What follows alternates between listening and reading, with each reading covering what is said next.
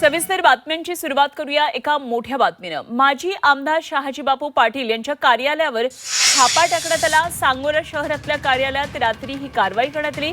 निवडणूक भरारी पथकाकडून झाडाझडती कार्यालयाची घेण्यात आली।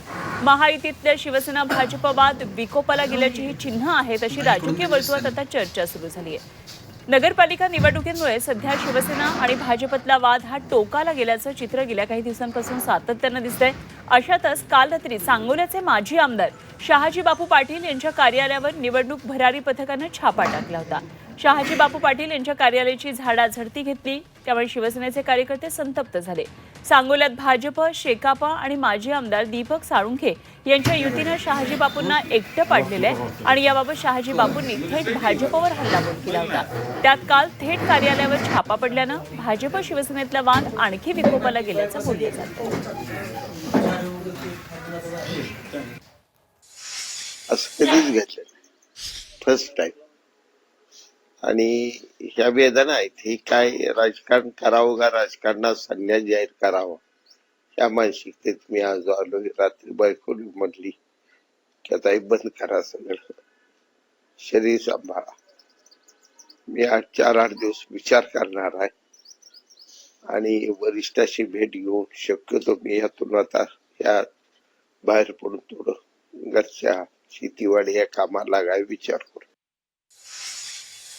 लोक ऑफिस मध्ये आली, मला काय कळायला तयार नाही, काय भानगडी। ते म्हणले तुम्ही फक्त बसून राहा, थोड्या आम्हाला बातम्या जरा बघायचं आहे।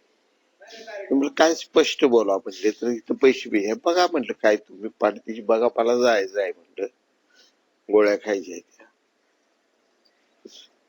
बराच वेळ त्यांनी मला तिथं बसवून ठेवलं आणि मला परत बातमी कळली की असं अनेक ठिकाणी माझ्या कार्यकर्त्या घरावर सुरू आहे आणि त्यांच्या तिकडे सुरू असल्यामुळे मला बाहेर जाऊ देत नाही, ते असंही मला समजलं।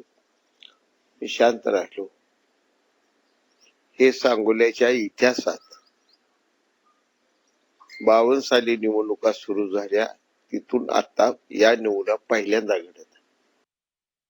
ते छाप्यांच्या या कारवाईनंतर एकंदरीत शहाजी बापू पाटील यांनी राजकारणातून संन्यास घेण्याचे हे संकेत दिलेत। दरम्यान शहाजी बापू पाटलांच्या कार्यालयाच्या धाडीनंतर राजकीय प्रतिक्रिया समोर आल्यात। कारवाईमुळे शंकेला वाव असल्याचं शिरसाट यांनी म्हटलंय, तर सत्ताधारी विरोधक असे पाहून कारवाई होत नसते अशी प्रतिक्रिया इकडे मुख्यमंत्री फडणवीसांनी दिली आहे।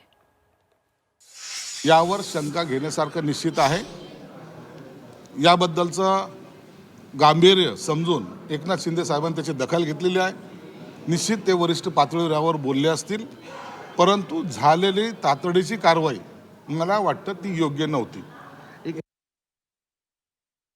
शहाजी बापूंच्या तिथे काल रेड पडली त्यांच्या कार्यालयात। आपल्यासोबत सत्तेत आहे शिवसेना आणि त्यांच्याकडे रात्री निवडणूक कार्यालयात रेड झाली।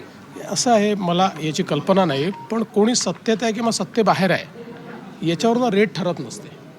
समजा एखादी तक्रार आली, आमचे काही कार्यकर्त्यांच्या संदर्भात तक्रार आली, तर त्याही ठिकाणी चौकशी करता गेले। इव्हन अनेक वेळा माझी देखील गाडी तपासली जाते। त्याच्यामुळे याच्यामध्ये काही सत्ता आणि विरोधक वगैरे असल्या कुठल्या गोष्टी नसतात।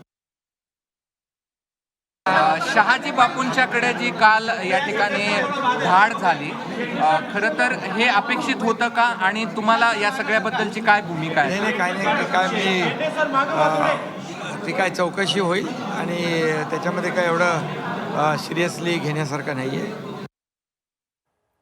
शहाजी बापू पाटील यांच्या कार्यालयावर छापे टाकल्यानंतर विविध प्रतिक्रिया राजकीय वर्तुळातून येऊ लागल्यात। मुख्यमंत्री देवेंद्र फडणवीस यांनी अशा प्रकारची कारवाई संदर्भात त्यांनी प्रतिक्रिया दिली आहे, तर उपमुख्यमंत्री एकनाथ शिंदे यांनी सुद्धा हे फारसं गंभीर नाही अशी प्रतिक्रिया दिली आहे।